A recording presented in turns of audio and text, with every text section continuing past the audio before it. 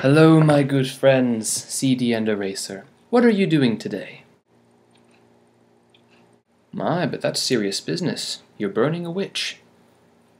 Well, how do you know that she's a witch? Ah, but could not the nose and wart be false? Well, let's see. You burn the witches, right? Well, why do witches burn?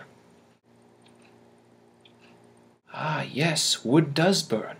So, logically, it does make sense that in order to burn, a witch would be made of wood. But how can we tell that she is made out of wood? Ah, yes, you could build a bridge out of her. But can you not also build a bridge out of stone? Ah, yes, that does seem a very satisfactory answer. But, alas, I am an ignorant person, and I cannot understand. You'll have to elaborate further. Oh, I see. But then, how do we tell that she is made out of wood? What does wood do, apart from burning? It floats on water.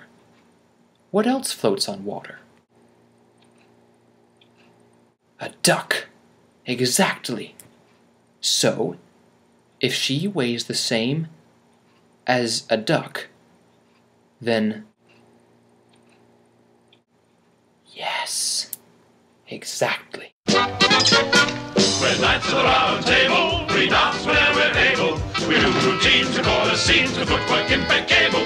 We dine well here in Camelot, we eat ham and jam and spamalot.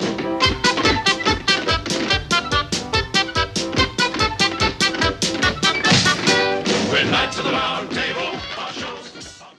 Socrates was born in 470 BC. Unlike his contemporary Plato, he had very humble backgrounds. His father was a sculptor, his mother was a midwife. Hey, look him up.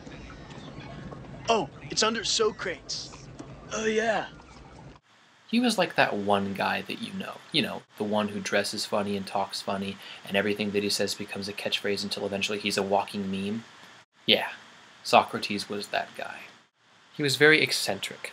He had a sort of innate charisma about him that one did not expect to find in someone of his social standing. To describe him, you needn't go any further than Greek hobo.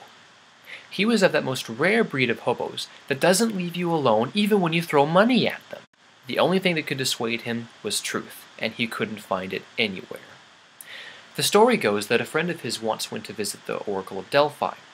When he asked her, "Is there any wiser than Socrates?" she replied, "None." This shocked Socrates because he was aware of his own considerable ignorance, and he couldn't comprehend how someone could think him wise when he himself was so ignorant. He systematically went about questioning all the wise people of Athens, trying to find out why people thought that he was wise, and how he was ignorant. But all he learned was that everyone was ignorant. No, that's ignorant. People are just ignorant and they lie and spread rumors about me, like that I'm dead. Socrates searched obsessively for anyone who could be proven to be wiser than him. But when he found none, he concluded that ignorance was a prevalent disease of the mind, and that he was the cure. He became very popular with the city's youth, and when he started to instruct them in his ways of thinking, the parents grew a bit upset. In fact, they grew so upset that they wanted to kill him. Socrates defended himself in court, comparing himself to a gadfly in their midst, stinging them out of complacency so they would realize their own ignorance and take steps to stop being ignorant. But this didn't go over so well with the crowd, because the majority of them voted to have him killed through poisoning. My fellow Athenians, you are all ignorant, but so am I, and I'm trying to help you to stop being ignorant. The idea here is that we all stop being ignorant, and nobody kills Socrates. All those in favor say aye. Aye! We don't take kindly to folks who don't take kindly to folks who are ignorant around here. Kill 'em with the poison, boys. Socrates, you are sentenced to death through poisoning.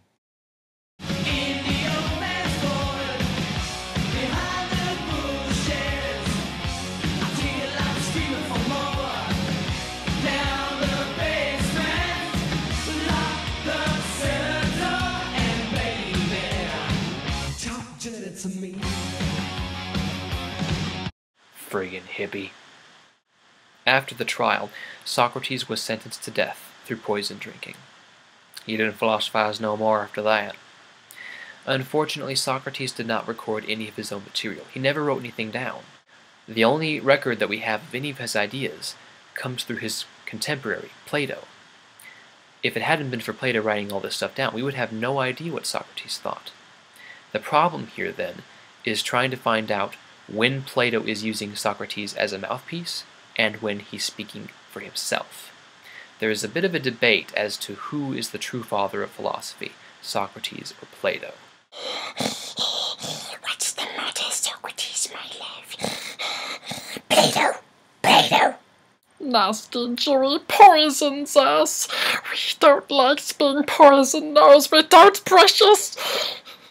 Yes, we hate nasty poisons. We hate it. Plato! Plato! Socrates' greatest contribution to Western philosophy is one that's been named after him, the Socratic method. It is a dialectic form of teaching, that is to say, it involves dialogue between two people. The idea is that a series of questions are posed between teacher and pupil. Under the guidance of the teacher, the pupil will of course realize the inadequacy of his or her own answers to the question.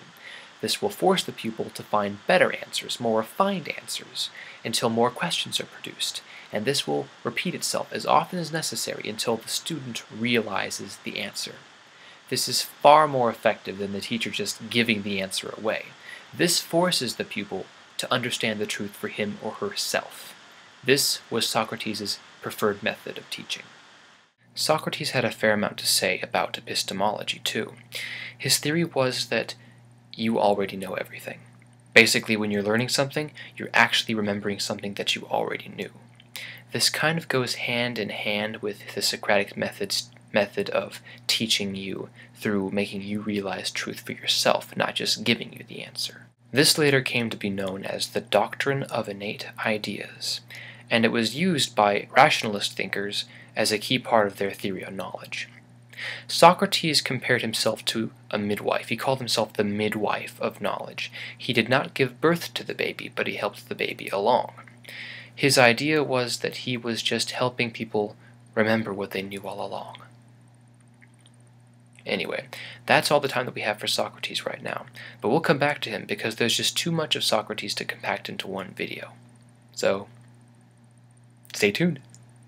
I'm going slightly mad. I'm going slightly mad.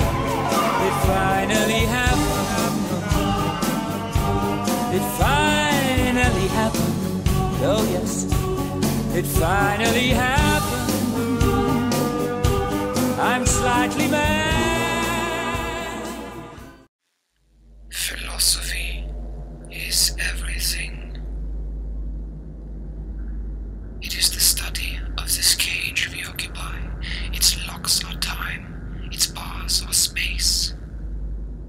Inside, it has a tendency to tear itself apart. I could learn everything that there is to know about science, but that would be meaningless. I could know the secrets of every politician ever to live, but this would not satisfy me, for this is not true knowledge. Without having a way of validating what I sense, how can I know for certain that none of this is all a dream? I can feel reality straining beneath the weight of my questioning. Truth is elusive. If no one can agree on what truth is, then truth must be a relevant concept only to the individual with the will to shape the world, the individual with strength. You are not that individual, PhantomAlucard. I have been watching you. You're groping about in the dark. And it offends me. You will be corrected, and soon. Yeah, James. You are playing with the big boys now.